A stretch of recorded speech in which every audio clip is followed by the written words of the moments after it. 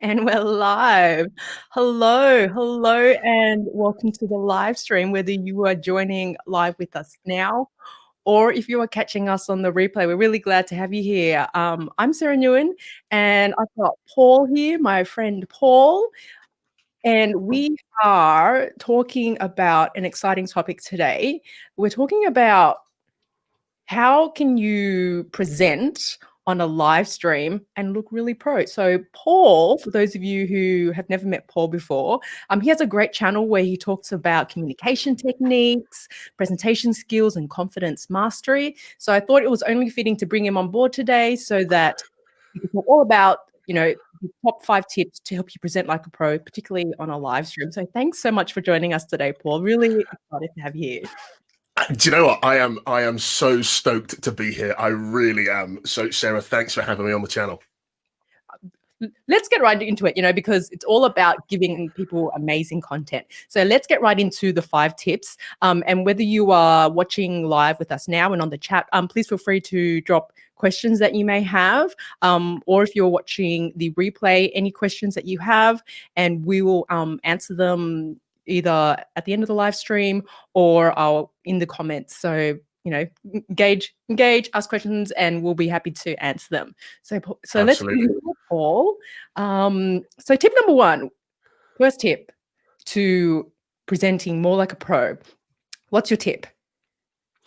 Oh, wow. So first thing that you need to know is your content. So I'll tell you a story. So I was working with a company and had to present.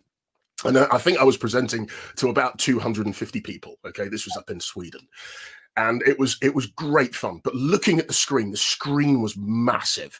So it was 11 meters wide, which is about 36 feet, and 4 meters high. Beautiful, crisp screen. The first presenter gets up, he does his thing. The second presenter gets up, she does her thing, and it's my turn to present. So I get up on stage. I looked in the preview monitor and they weren't my slides. So I said to everyone, just a moment, I just need to get my slides teed up. Shouted over to the IT guy who was just over to my left and said, sorry, these are not my slides. Could you put them up, please? And he said, yeah, that's fine. So got my slides up. Whilst he was doing that, I just got started anyway. So, good morning, good afternoon. My name's Paul Norford, the company I work for, yada, yada, yada. Got into it.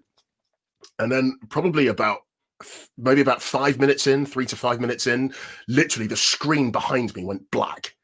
And I could see it out of the corner of my peripheral vision that my slides weren't being projected. Bear in mind, I'm on stage, okay, I'm up high. There's 250 people out in the audience, and I can only see maybe the first couple of rows, couldn't see anyone at the back. And the slides go black. What do you do? So, and I've seen this so many times before. It's a presenter's nightmare. They look behind them, they can't see their slides, and they just stop. And they're almost like kind of rabbit in headlights. They stop. Hang on, my slides are not here. Why aren't my slides? And they start to panic. But because I knew my content, I knew what I was talking about, and I just kept going. I almost said, "Oh, okay, so the slides aren't there. So let me just continue. Let me paint you a picture." Out of the corner of my left eye, I could see the IT guy frantically trying to figure some stuff out. He was unplugging things, plugging things back in, turning things on and off. And eventually my slides came back up. And when they did, I got to a point saying, right, okay, so what I was talking about was this bit. So quickly recapped. And then about 3 minutes after that, everything went black again. Oh, no. And I'm like, hang on a minute, what's going on? Why? So again, the IT guy was turning stuff on, pulling stuff in and out, got my slides back up. The total number of crashes that happened on the presentation software that we were using, it happened to me 4 times. Oh, 4 times during my 25 minutes. And we finished up, climbed off stage, had a conversation with some people, got some water, some coffee. And the CEO of the company came up to me and said, look, Paul, I'm really sorry that the presentation software that we were using crashed on you. I'm really so sorry. But he did say in the next breath, it was fortunate that it happened to you.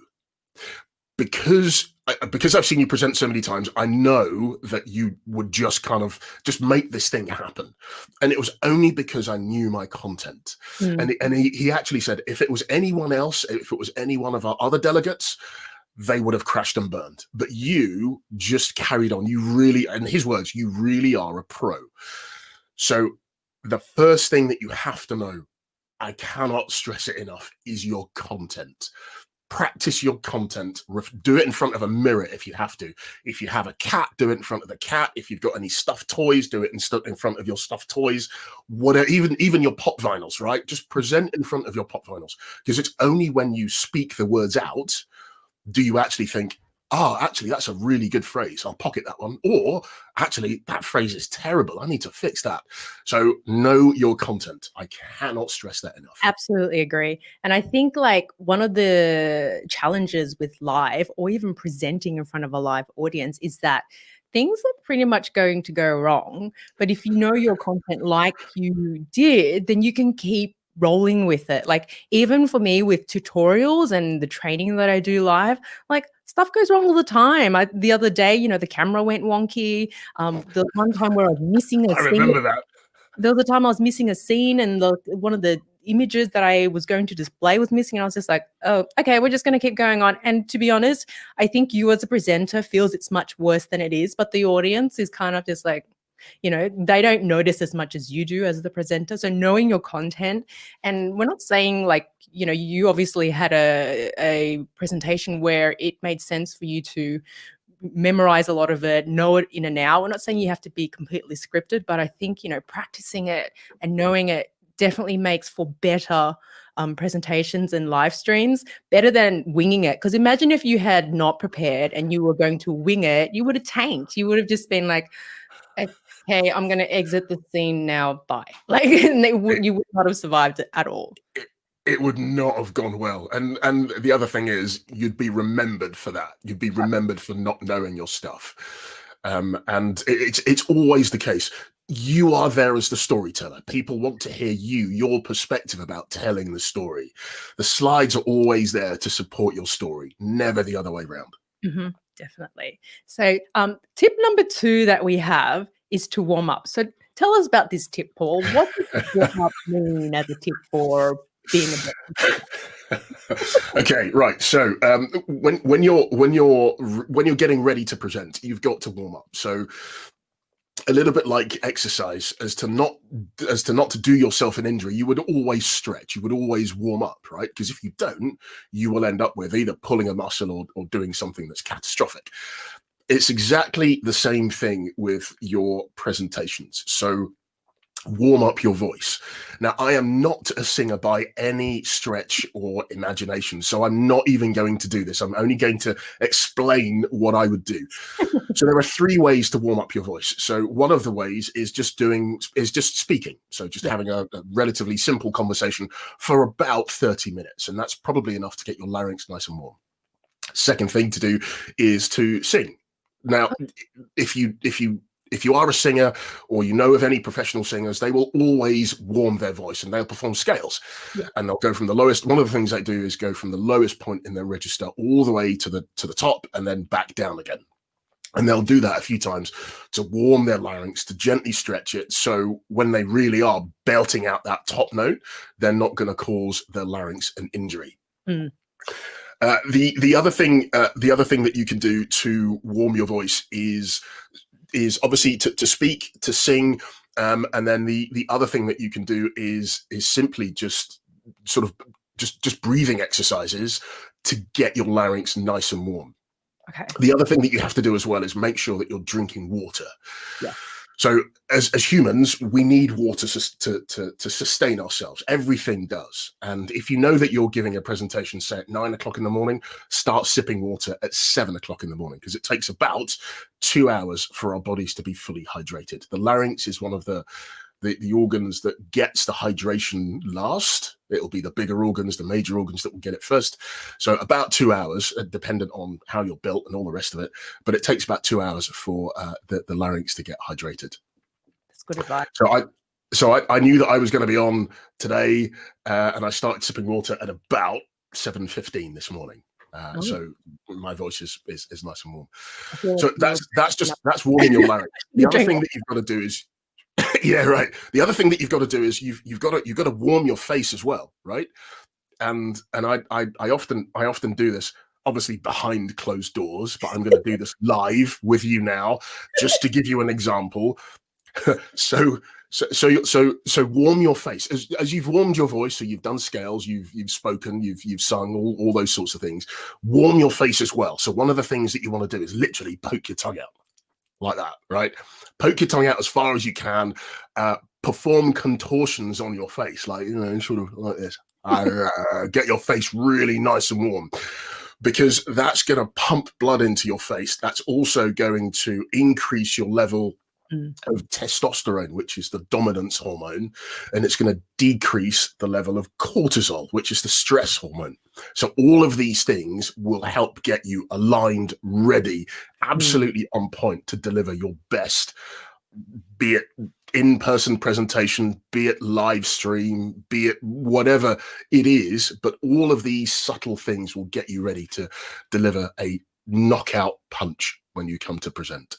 And can I also say, like, in terms of these things that you're talking about, massaging your, working your voice muscles, stretching out everything. Like these are the things that actors do, performers do as well. Like Right. straight up, Right. you'll hear them, walking around doing weird stuff, but they're doing this deliberately so that they can, as you said, deliver on point, so that nothing's stiff. They deliver really clearly.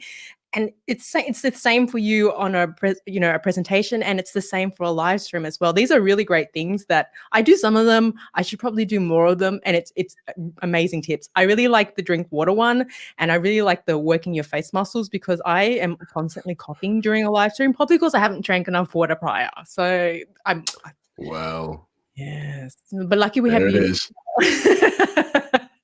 So let's get into tip number 3, which is get excited. Let's talk about what you mean by tip number 3, get excited.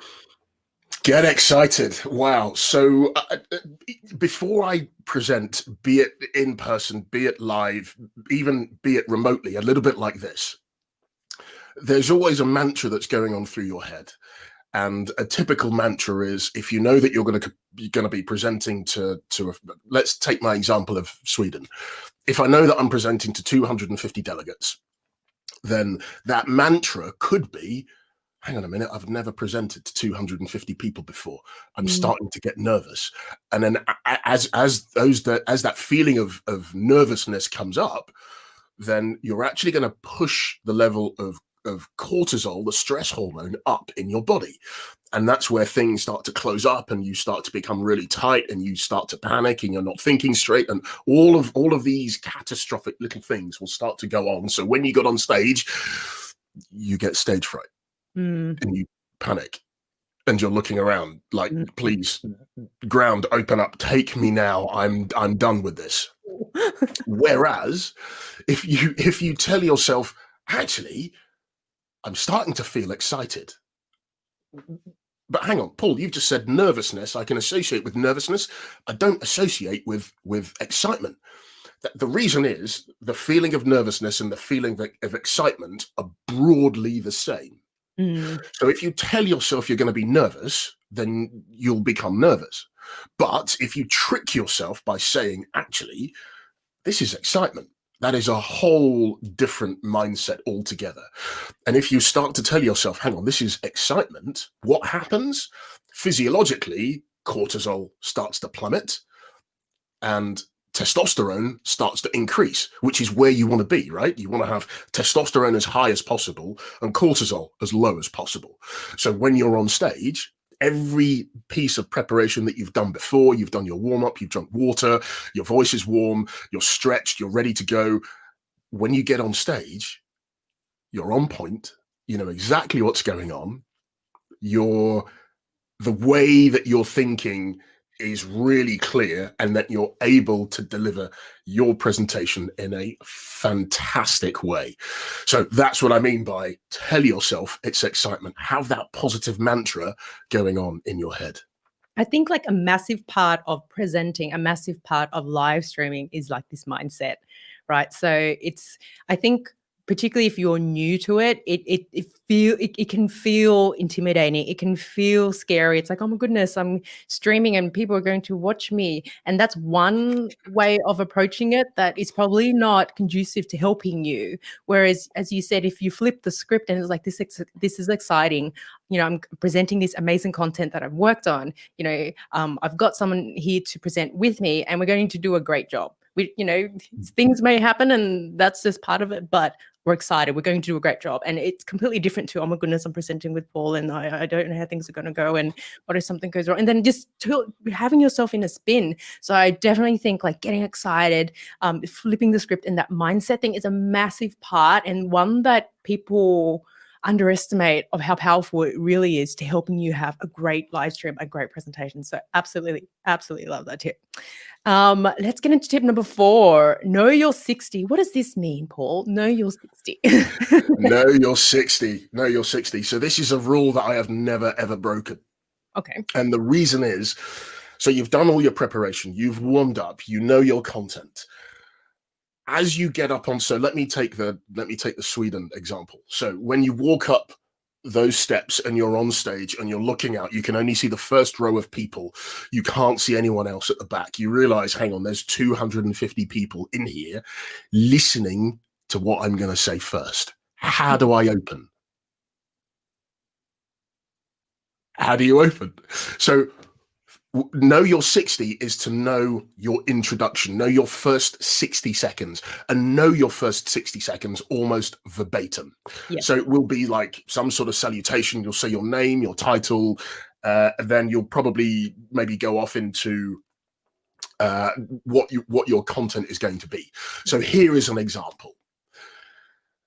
I know it's evening for you, right? You are currently 11 hours ahead of where I am. So it's 8:15 for you at the moment, just for some context. Right, so it might be something like, good evening, Sarah. My name is North. I am from London. Today, we are here to talk about my top favorite 5 tips to get you ready for any online presentation, be it in person, be it online. And also the same things apply if you are in a live stream. Mm-hmm. So that was just a very quick example of obviously saying good morning. You are my audience at the moment. Here's what I'm going to talk about, and let's get into it. So that is a really great recipe to get you ready, or anyone else ready for that matter, for any presentation. Know your introduction. And if your introduction is up there with your name and address, you're almost an autopilot. You get up there, you speak out your first 60, that will give your brain a chance to go, right, where am I going next? Definitely. And if you can give yourself the best possible start, set yourself up for success, then once you're into that, off you go. The rest will just be plain sailing. I totally agree. For my live streams, like I open it pretty much the same way. So my 60 seconds, the only thing that really changes is the introduction of the actual topic. So for me, my first 60 will be hello and welcome, whether you're live watching the replay, so addressing people watching it later. Today, in this video, we're talking about, your top presentation tips. Please, whether you're here or on the replay, ask questions, leave comments. I'd love to hear from you. Let's get into the content. So it's always that same formula. And I may switch things here and there, but in my brain, like it's the same recipe, it's the same format. And that way, as soon as the go live happens, then I know, this is the first 60. And then after that's done, we can get into the rest of it. So absolutely know your first 60. Would you recommend that people script it or write bullet points? Or how would you recommend people structure their first 60 seconds? That's a great question, Sarah. So for me, I would probably script it. So literally get pen and paper. Don't type it out. There's a thing that happens when you connect picking up some sort of writing implement, like a pencil, a piece of paper, and you're physically writing it down. There's a kind of psychological connection that happens when you write these things down. So I would write out what your first 60 could be. Some salutation, good morning, good afternoon, welcome people in, thank them for their time. You'll say your name, your title, and maybe just give people a very high level insight into what they're going to receive today. Once you've done that, at that point, speak it out. Because it's only when you speak it out do you breathe words, do you breathe life into the words, and you lift them off the page, as it were. And when you speak these things out, you'll then hear, actually, that's a really good start. That's great. And then you choose to build on that. Or it might be, yeah, I don't quite like that. I might do some refining and I'll just adjust that. I'll change that word for this word or whatever. And then once you're happy with it, and for me, as my example, it takes me maybe sort of 3 or 4 times to get something crystallized and it's ready. Mm-hmm. Once I've got it crystallized, it's in here. And then just randomly, I might be going from upstairs to downstairs or downstairs to upstairs in the house. And I might just go through it in my head and I might just speak it out under my breath. And that helps that phrase get into my head.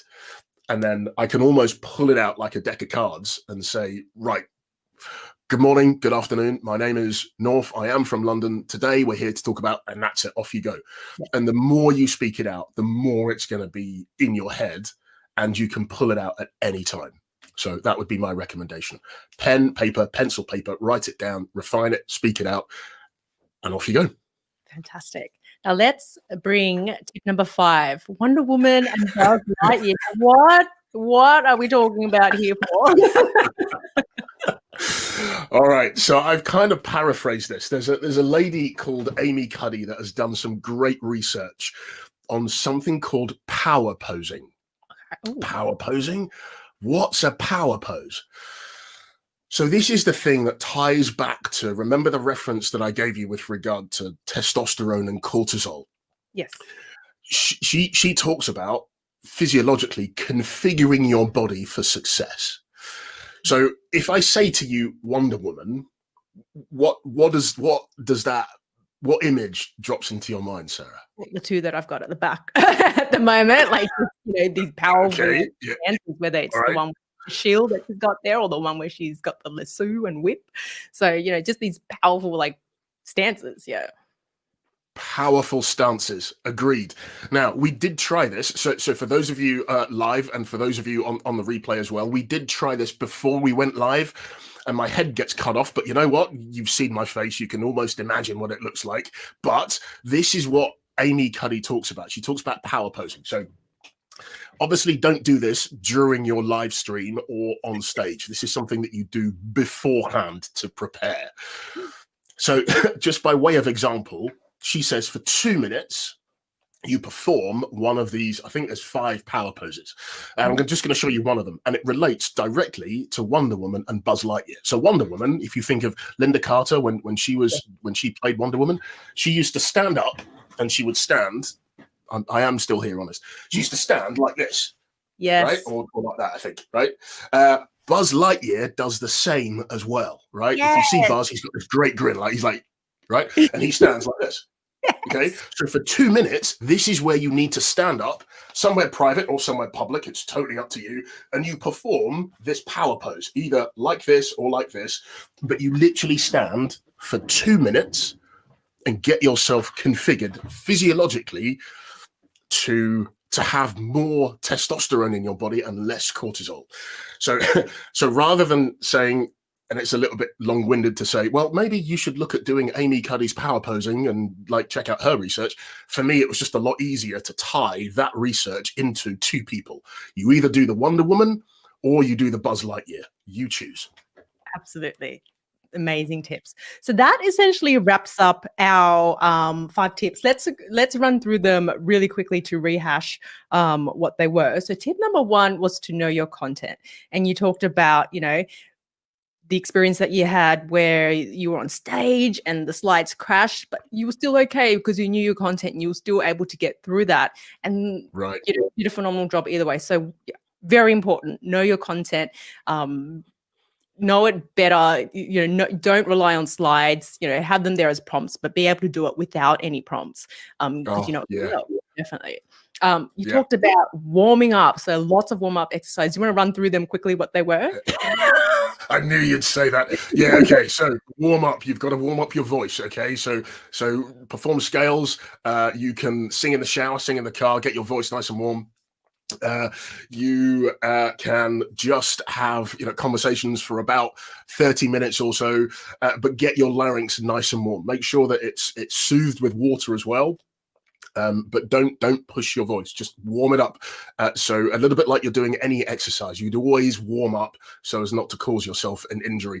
Warm your face as well, and that would be things like poking your tongue out and putting your face into different contortions. I was going to say contortations, but that's not a word. Or we've just made a word up now. But just contort your face so you're pumping blood into your face, and you're not causing your face an injury. So I'll give you an example. Maybe poke your tongue out, or like do things like this, a bit like a pirate. So warm up your voice, warm up your face. Those are two key things that I cannot stress enough. And tip number 3 was to get excited. And it's definitely a mindset, thing where it's, instead of feeling nervous and being afraid, like flip this script and it's all about putting excitement into it as opposed to letting the nervousness and the fear run that. And then you talked about knowing your 60, so knowing that first introduction, what you're going to say, how it's going to run, so the rest of the live stream presentation can go smoothly. Yep. And then you talked about the upstanding poses with Wonder Woman and Buzz Lightyear. These are phenomenal tips. So excited. I'm just going to jump to the comments quickly. Neil's World, hi, thanks for being here, says, I get nervous sometimes. I get nervous sometimes too. And I think it's something that you learn to manage over time, and it doesn't impact you as much as it does in the beginning. So I think feeling nervous and feeling afraid is something that for me, you get better at managing. For me, it hasn't ever gone away. It's just being able to manage it better. So I feel you, Neil. Activate LA, Ray, hi, thanks for being here. Good to see you here. Activate LA says, great advice. Know your first 60 seconds. That's a powerful one, and I think people definitely underestimate the power of the first 60 and how that structure just sets you up for success for the whole presentation or live stream. Pete Johns, great to have you here. Hello, thanks for being here. Pete Johns says these tips are outstanding, and that one is upstanding about the Wonder Woman and Buzz Lightyear. Thanks, Pete. Ooh, Pete also says, I could listen to Paul talk all day. We'll definitely be checking out his channel. Well, I think, Paul, that you used to do voiceovers, and you're actually have training in this whole speaking thing. So yeah, I did. Where you just do ASMR and just be like, 1, 2, 3, 4, and just do calming voices. I should do that. I should try ASMR, but I'm not. I think I might be a bit too loud for that. We'll see. Well, in respect for time, thank you so much, Paul, for joining us today.